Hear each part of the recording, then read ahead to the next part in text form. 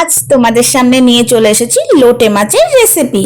তার সঙ্গে কি কি উপকরণ লাগবে: কাটা পেঁয়াজ, রসুন কুচি, কাঁচা লঙ্কা কুচি, টমেটো টুকরো আর ধনেপাতা কুচি। চলো, এদিকে কড়াইয়ে তেল বসিয়ে দিয়েছি, তেলও গরম হয়ে গেছে। শুকনো লঙ্কা দিয়ে দিয়েছি দুটো। এবার দেব তেলের ওপরে পেঁয়াজগুলো। পেঁয়াজটা দিয়ে ভালো করে নাড়াচাড়া করে নিয়ে একটু নুন দিতে হবে।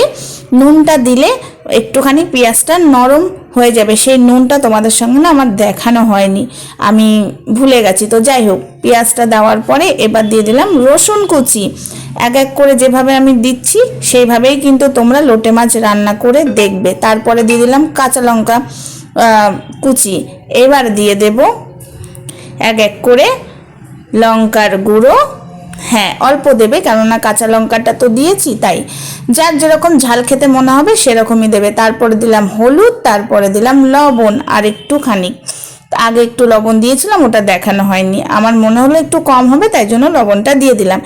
এরপরে দিয়ে দেব ভালো করে নাড়াচাড়া করে লোটে মাছের পিসগুলো।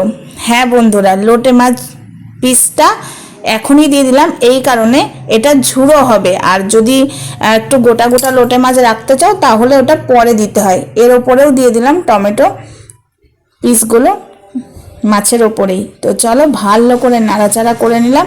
হ্যাঁ, আমি কিন্তু কাঁটাগুলো ফেলে দিয়েছি, একটা একটা করে কিন্তু কাঁটাগুলো যখনই সেদ্ধ হয়েছে আমি তুলে ফেলে দিয়েছি, জানো তো বন্ধুরা। ওটা তোমাদের সাথে আমার দেখানো হয়নি, মানে আমি একটা অন্য কাজে ব্যস্ত হয়ে গেছিলাম, ওটা ভুলেই গেছি দেখাতে।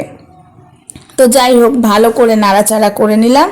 এই যে লোটে মাছের ঝুড়ো, এটা দিয়ে ভাত খেতেও আমি বিশ্বাস করো। এর ওপরে এবার দিয়ে দিলাম ধনেপাতার টুকরো, মানে কুচিগুলো।